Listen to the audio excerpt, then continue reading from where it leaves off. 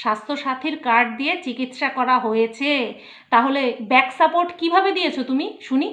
একটা দিন যাওনি দেখতে, আর তুমি এখন বাড়িতে বসে ভ্যাংতারামি করছো, ন্যাকামো করছো। হ্যাঁ, তুমি আর এক্সট্রা ন্যাকামো করতে যেও না মহারানী, দয়া করো।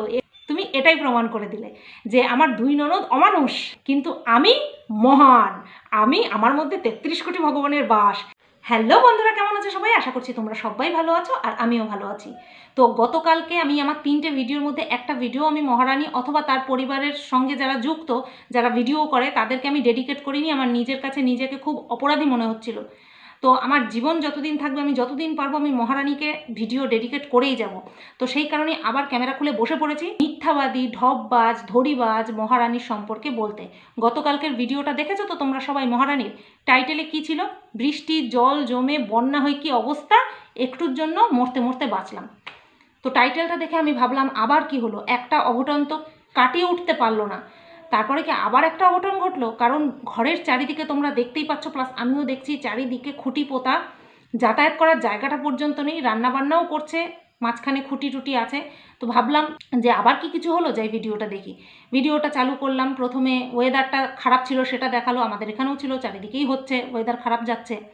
তারপরে বাজারে যাবে সেই সমস্ত কিছু বললো, তারপরে ভাগ্নিকে নিয়ে পড়তে যাচ্ছে, তখন দেখালো যে বাড়ির সামনে আহারে গলা পর্যন্ত জল জমে গেছে। না গো, গলা পর্যন্ত জল জমে গেছে। তুমি যেরকম দেখিয়েছো না, ওই পা ভেজা পর্যন্ত জল, আমাদের সামনে পেছনে ওরকম জল জমে থাকে বেশি বৃষ্টি হলে। তো এটা নর্মাল, এটা নিয়ে বলার কিছুই নেই। বৃষ্টি হলে ওইটুকু জল জমে, সেটা আবার টাইটেলে এমন করে লিখেছো যেন তোমাদের নিচতলায় জল ঢুকে গেছে। আর কথায় কথায় বন্যার কথা বলো। বন্যা কি প্রত্যেক বছর হয়? এত জ্ঞান আসে কোথার থেকে তোমার? হ্যাঁ, প্রত্যেক বছর বন্যা হয়? বৃষ্টি হলেই বন্যা হবে? কি যে করে। তারপরে তোমরা দেখেছো কিনা জানি না, খেয়াল করেছো কিনা জানি না, এই জিনিসগুলো আমার খুব চোখে পড়ে।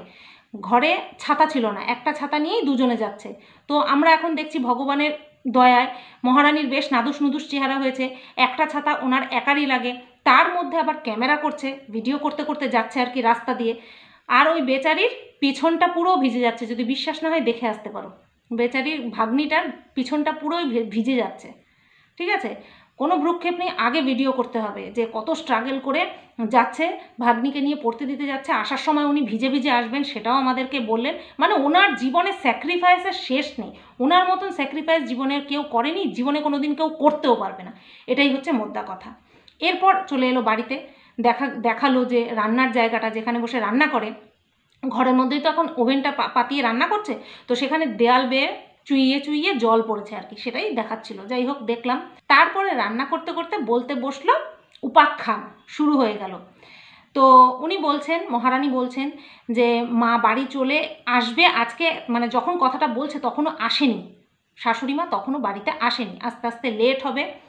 তো বলছিল যে মা কেমন আছে, ফোনে তো বলছিল সবসময় ভালো আছি ভালো আছি, সান্ত্বনা দিচ্ছিল, আসলে কেমন আছে তা তো আর জানি না।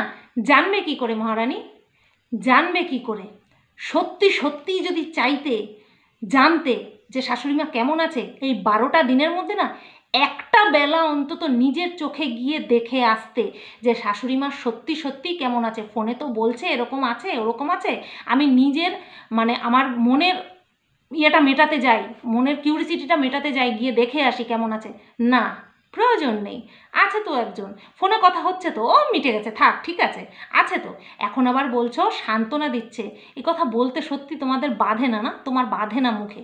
যে একটা দিনও যাওনি, তারপর আবার বলছো মা সান্ত্বনা দিচ্ছে কিনা জানি না, নিজের চোখে যতক্ষণ না দেবো। যেতে পারতে তো একবার, একবার, তাই না?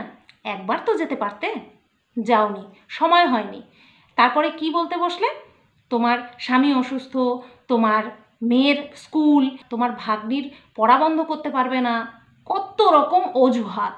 আচ্ছা তুমি বলো তো মহারানী, তোমার বাবা যখন ছিল, মানে শ্বশুর, তোমার শ্বশুর মশাই যখন ছিল, তোমার শ্বশুর মশাইকে যদি একদিন বলতে যে আমি মাকে দেখতে যাচ্ছি, তুমি একটু তোমার ছেলের সঙ্গে থেকো, তোমার ছেলেকে দেখো, দেখতো না?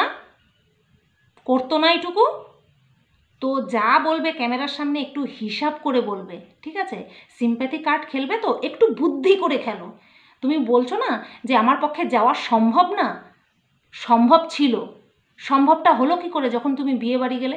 সম্ভবটা হলো কি করে যখন তুমি তোমার মেয়েকে নিয়ে বই কিনতে গেলে, ব্যাগ কিনতে গেলে, খেলে রেস্টুরেন্টে গিয়ে? কি করে তখন সম্ভব হলো? ইচ্ছা। ওগুলোতে তোমার ইচ্ছা জড়িত ছিল, সেই জন্য ওগুলো হয়ে গেছে। বলে না, ইচ্ছে থাকলে উপায় হয়, তো তোমার ওইগুলোতে ইচ্ছে ছিল, কিন্তু তোমার শাশুড়ি মাকে দেখতে যাওয়ার তোমার বিন্দুমাত্র ইচ্ছা ছিল না, সেই জন্যই হয়নি। ঠিক আছে? আর বলছো না যে আমরা সবাই একসঙ্গে থাকি, একজনের বিপদ হলে একজন তো আছেই, প্লাস আমরা পেছন থেকে সাপোর্ট করছি। কিসের সাপোর্ট করেছো শুনি? কিসের সাপোর্ট করেছো? পয়সা? সে তো স্বাস্থ্যসাথীর কার্ডের দিয়ে চিকিৎসা হয়েছে সরকারি হাসপাতালে।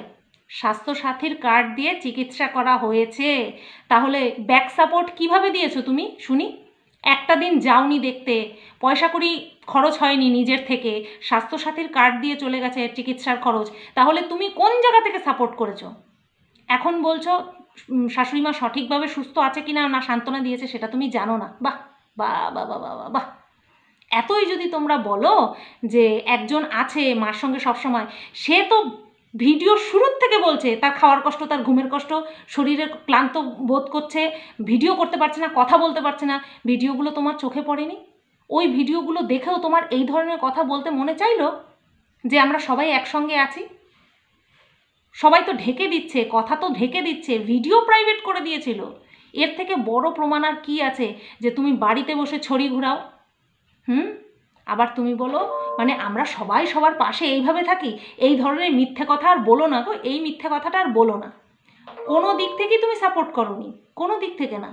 না একবার চোখের দেখা দেখতে গেলে, আর পয়সা তো লাগেইনি, এখন তো সরকারি চিকিৎসার ব্যবস্থা আছে, সেই জন্য 12টা দিন শাশুড়ি মাকে হসপিটালে থাকতে হলো। এই চিকিৎসাটা যদি প্রাইভেট নার্সিংহোমে করানো যেত নিজের পয়সা খরচ করে, তাহলে কিন্তু হার্ডলি এক সপ্তাহ লাগতো, এক সপ্তাহের মধ্যে বাড়ি চলে আসতো। কি বন্ধুরা, আমি কি ঠিক বলেছি যে প্রাইভেট নার্সিংহোমে নিলে 12 দিনের জায়গায় এক সপ্তাহ, ঊর্ধ্বে এক সপ্তাহের মধ্যে কাজ মিটে যেত, ফুল চিকিৎসা হয়ে যেত?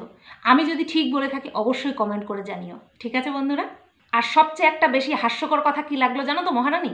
তুমি বললে যে তুমি এখনই তোমার শাশুড়ি মাকে দিয়ে ফোনে কথা বলাবে না।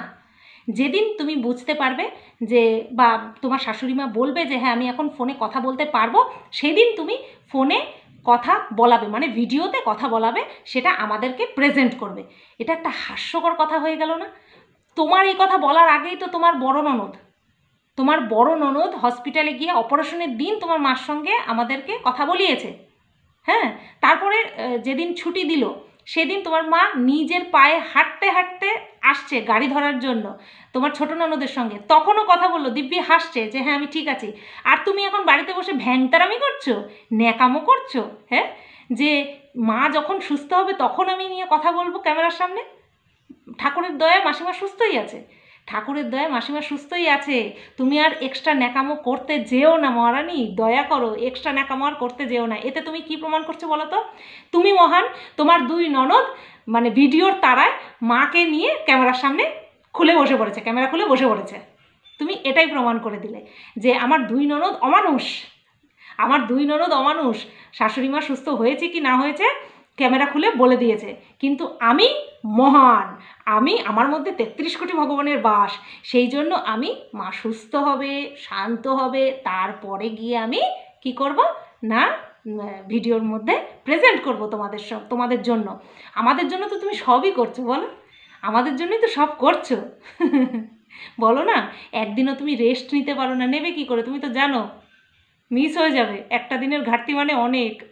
তুমি তো বুঝতেই পারো, বা আমরাও বুঝতে পারি যারা আমরা মনিটাইজেশন হয়ে গেছে, আমাদের যাদের রেভিনিউ চালু হয়ে গেছে, ডলার আসা চালু হয়ে গেছে, তারা বুঝতে পারি তোমার ইনকাম পার ডে কতখানি। সেই কারণেই তুমি রেস্ট নিতে পারো না, নতুবা সব। তো যাই হোক বন্ধুরা, শাশুড়ি মা চলে এসেছেন, একটা দিন হয়তো রেস্ট নেবেন, সেটা মহারানীর কথায় আর কি। অলরেডি আমরা দেখে ফেলেছি আমাদের মাসিমা কেমন আছেন, আরও ভালো হয়ে যান, তাড়াতাড়ি সুস্থ হয়ে যান, সেটাই চাই। কিন্তু মহারানী নিজের ন্যাকামোটা বরকরার রাখবেন, বজায় রেখে বলবেন এই তো আমার শাশুড়ি মা এখন কথা বলার মতন উপযুক্ত হয়েছেন, এখনই আমি কথা বলাবো। এর আগে আমি বলাতে চাইনি, বলিনি, কারণ আমি চাইনি মা অসুস্থ শরীরে তোমাদের সামনে আসুক, তাই না মহারানী? তো যাই হোক বন্ধুরা, এই ন্যাকামো চলতে থাকবে। মহারানী ধাপ্পাবাজি ছেড়ে দিলে মহারানী চ্যানেলটাই ভুট হয়ে যাবে, বুঝতে পেরেছো তো? তাই মহারানী এরকম ধাপ্পাবাজি চালিয়ে যাবে আর আমি তোমাদের সামনে প্রস্ফুটিত করে তুলব। তো চলো বন্ধুরা, তোমরা সবাই ভালো থেকো, সুস্থ থেকো, আর মহারানীর নতুন ন্যাকামোর জন্য প্রস্তুত থাকো।